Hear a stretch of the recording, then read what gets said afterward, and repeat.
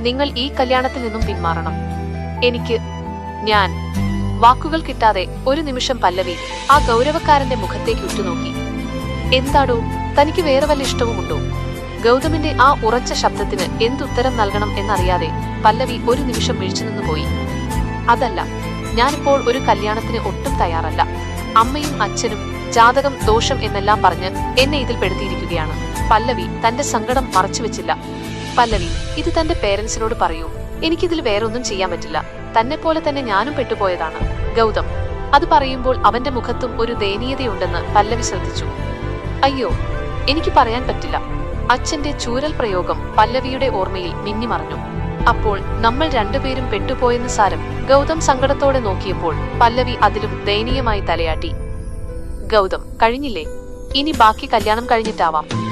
താഴെ നിന്നും കേട്ട ശബ്ദത്തിൽ ഗൗതമും പല്ലവിയും ഒന്ന് ഞെട്ടി.